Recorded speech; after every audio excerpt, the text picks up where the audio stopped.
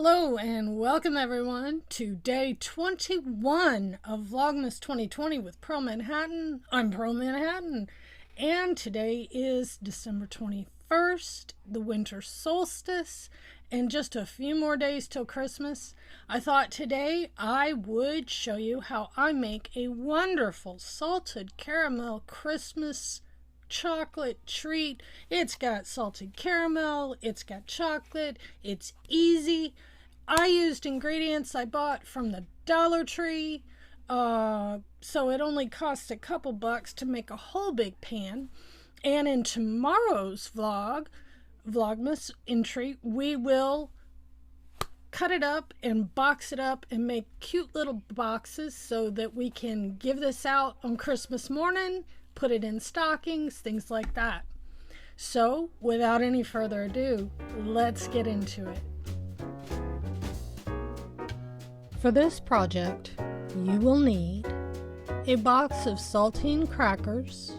You're only needing one sleeve though. 1 cup of packed brown sugar, 2 sticks of unsalted butter or margarine, 1.5 tablespoons of vanilla extract, and 1 package of semi-sweet chocolate chips. For this, I used the saltine crackers. However, you can use Ritz crackers, Townhouse crackers, or any other crackers that you prefer. The margarine, I used margarine. You can use unsalted butter. The margarine gives it a little more salty flavor than unsalted margarine would. And for the semi-sweet chocolate chips, you can substitute butterscotch or another kind of chips that you prefer. First thing I'm doing is taking 2 sheets of aluminum foil and putting them on the bottom of my 9 by 12 glass baking dish. The reason I'm using the 2 sheets, they come individual sheets in a package, and I didn't have a sheet long enough, so I'm putting a double fold in the middle of it. That's to keep things from running out the bottom. But mainly using the foil helps it not stick to the pan. If you try to grease the pan, it usually doesn't work as well. And the foil will just peel off of the candy once it's done. I'm turning on a burner to medium heat and unwrapping my 2 sticks of margarine and putting them into the saucepan to melt them. As I said, you can use unsalted butter or margarine. I use margarine because I cannot have milk, so I can't have butter. And it comes out, like I said, a little saltier than if you use the unsalted butter, but it tastes just as good. Now, you want to break that up with your spoon into smaller pieces while it's melting. And make sure you keep the heat low. Medium heat is the highest setting you want to go for this. It's not about getting it done quickly. You want to melt the butter slowly so it doesn't burn. Taking 1 sleeve of crackers, and I'm going to lay them in a single layer on the bottom of my baking pan. As I said, you can use Ritz crackers, you can use Townhouse crackers, you can use any kind of crackers that you like. I prefer the saltines because I like my salted caramel to taste salty. You don't have to make them exactly fit. You'll see here in a minute I get to the edge and a full cracker won't fit in the edge, so I break it into halves. I would not crumble the crackers because it won't make a crust as well as you think it would. Try to keep them as intact as possible. Here we go. And I'm going to break that cracker in half and put it down the side.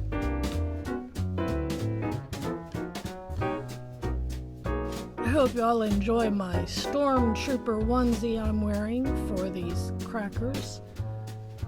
That's my Christmas attire, is my stormtrooper onesie.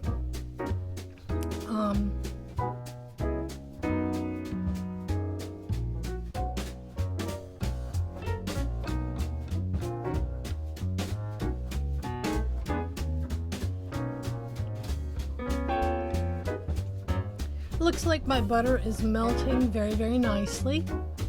Remember, I said keep it on a low heat because you can burn butter and margarine, and if you burn it, it's not going to taste very good. So keep it on a low heat and stir it gently.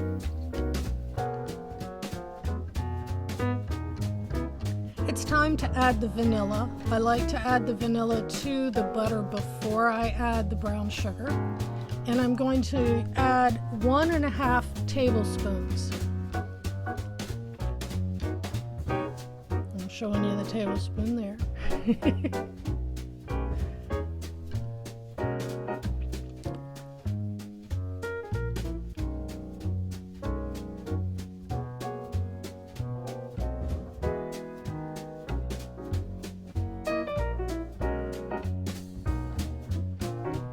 Combine the vanilla into the butter thoroughly.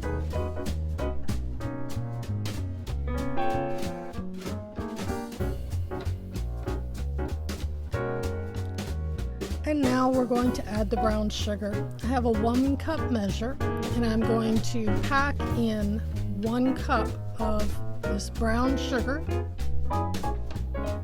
You pack brown sugar into your measuring device because if you don't, it leaves spaces and you won't get the full measurement that you're intending to get.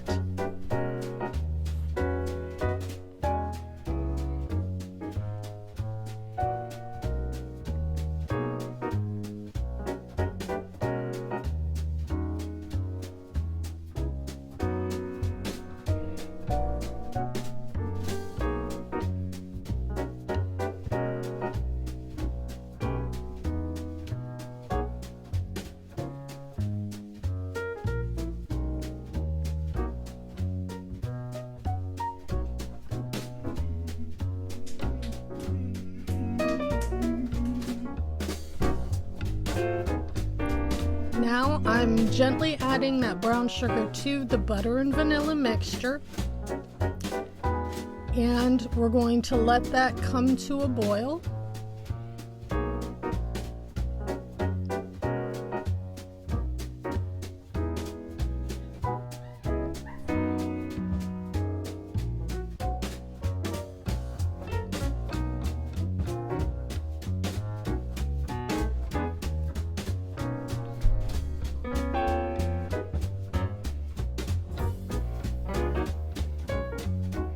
Make sure you break up any lumps or chunks of the brown sugar.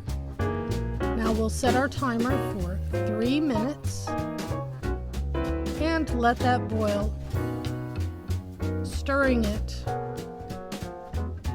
not vigorously because you don't want to splash this out of the pan. This is sticky, and when it's boiling, it can burn you, so be very careful not to splash it. Don't stir it vigorously, just gently. Time's up.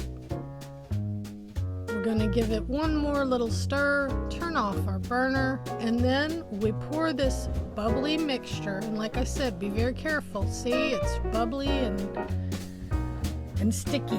We're going to carefully pour it evenly over all of the crackers. Now your crackers may start to float. Don't worry if you do. Off camera, I do pick this up and lean it around a bit and give it a little bit of a shake to coat all of the crackers evenly with the brown sugar mixture, which is now caramel. And that's how you make caramel, by the way. And in this state, it is thin and runny, but it will firm up after we put it in the refrigerator. So there's my crackers coated with the caramel. I'm going to set my oven at 400 degrees. You want to preheat it. My oven had just been on, so it was already fairly warm. And put them in the oven. We're not going to cook them long though, only 3 minutes.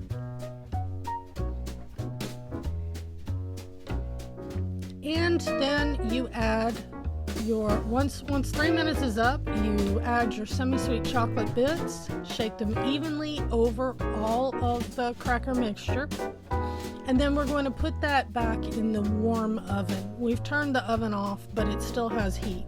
Put them in the warm oven for just 1 minute.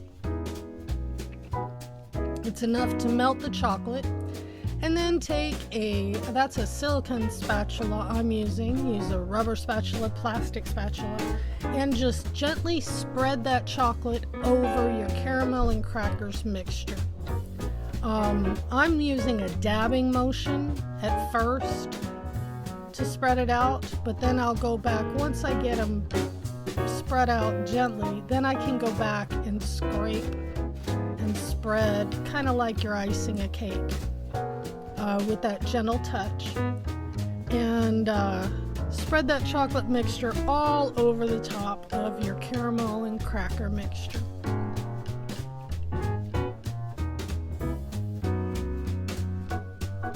And it looks really good already, doesn't it?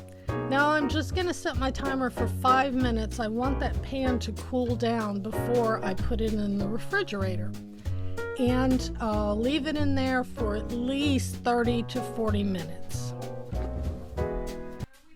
Be sure to watch tomorrow's vlog. I'll show you how I package these up, and I'll do a little taste test for you. Thanks for watching today. I hope you're having a wonderful holiday season. Happy Vlogmas. See you tomorrow.